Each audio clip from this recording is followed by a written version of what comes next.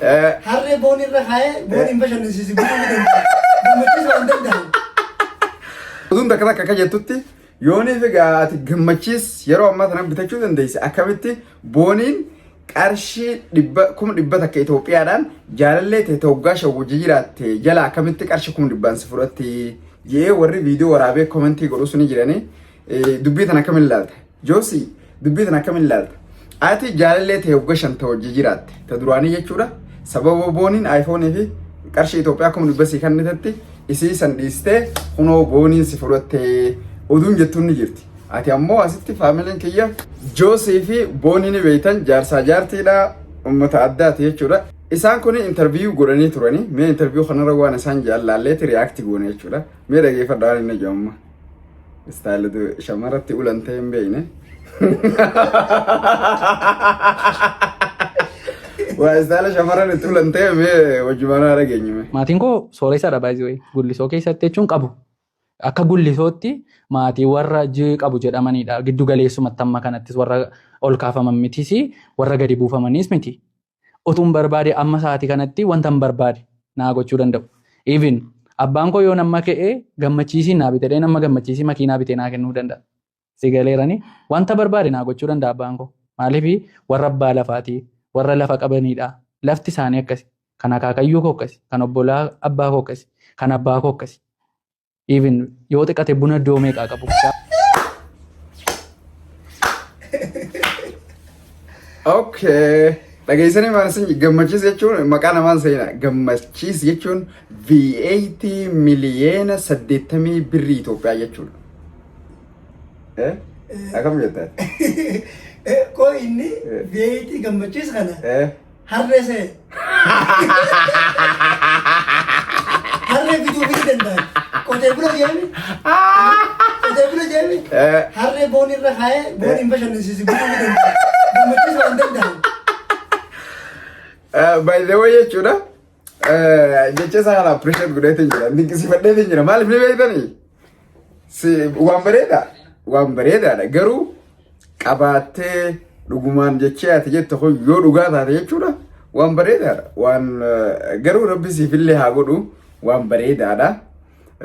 Jecha shamarra ittiin cabsatan na fakkaata garuu. Saaksii wayii na fakkaata. Yoo ta'e immoo yoo ta'e bareeda. Yoo ta'e itti okay rabbisillee haa godhu sin jenna.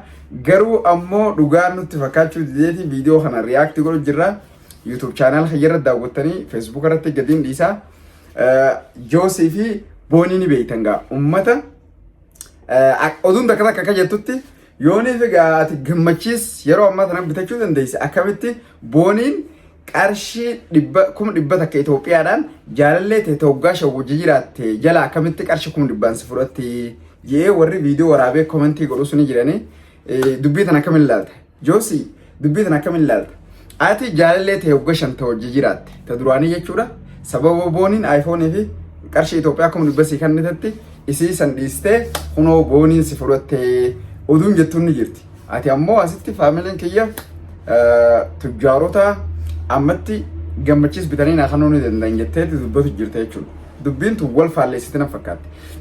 Yoo tujjaara tan bareedaadha ani ittiin gammadaayyuu garuu ati dubartii ni beektaa obboleettii teeti haadha teeti intala teeti gaafa dhalteellee jechuudha. Okay. Yoonii fi ati nama birrii hin jaalanne taate nama birrii irraa dhimma hin qabne yoo taate akkamitti jaalallee teeta yeroo dheeraa hojii dabarsite hoggaa 5 guutuu hojii jiraattan booniin asumaan dhuftee iPhone si bittee qarshii 1,100 akkamitti fudhachuu dandeessi? Bakka tana axxarroodhaa feenaa jechuudha. Yoommoo dubbiin jarri jootun dubbiin uummanni qarshii 1,100 ati gara boonii dhufuu kuni soba ta'e reyaaliituma jaalalummaa normaala yoo taate jechuudha.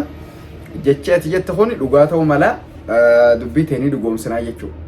Ammoo gaa yooniif wanni jarri haasa'u sun dhugaa taate atuu jaalallee ta'e birrii jettee nama si jaalatu dhiistee dhuftee kunoo qalbiin talaa cabsitee obseetiin dadhabee maaliin ta'e jettee waan dilata kaasuuti isillee taate dhiiste sun jechuudha.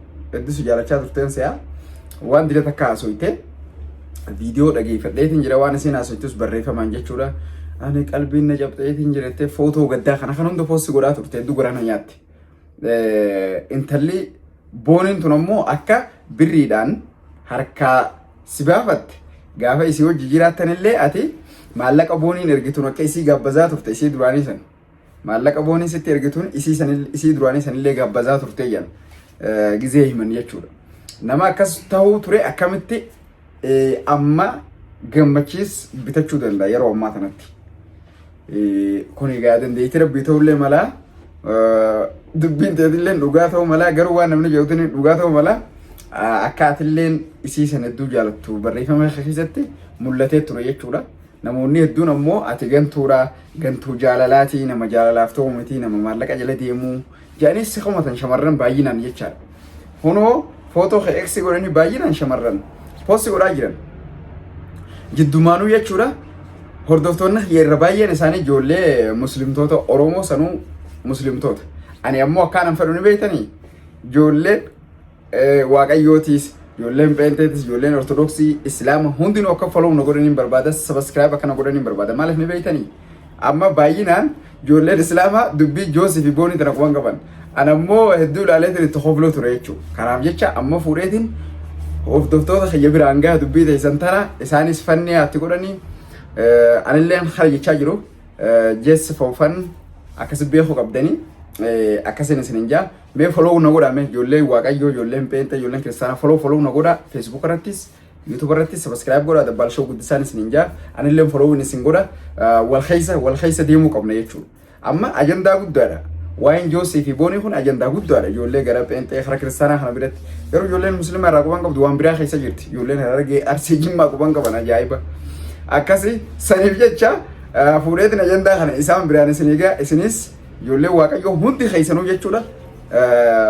Social media kiyya guutuu isaa subscribe godhaan isin jaa Facebookas YouTubeas hordofaan isin jaa ani ammoo isin hordofu jira isin ammoo hordofutti hin jirtan bakka tana wal caalle jechuudha bakka tanatti anaatitu isin caalle jechuudha ani isin hordofa laal reacting godhaa jira jechuudha viidiyoo keessan akkasii dubbiin Joosii fi Booniituni ajandaa guddaadha. Waan mallee asii dhumaanatti hin fakkaattu maaliif yoo jette Booniilleen smart dubartii smartiidha. Ati immoo isiitiitu smart si godhu jira gizee laalu jechuudha. Joosii kana isiitiitu control godhu jira na fakkaata gizee laalu mee hundaafuu ni ilaalla garuu gaa dubbii intala jaalachaa turte akka jaalattu himtellee jirtu san akkamitti akka birriin jijjiirte silaa gabbaatee dubbattee dasna jaa bakka isinitti dheeressu asumatti isinirraa gabaabsaa viidiyoo kana qacello daawwadhaa share godhaa addunyaa rabbii uummata na guuturra waliin gaan isinin jaa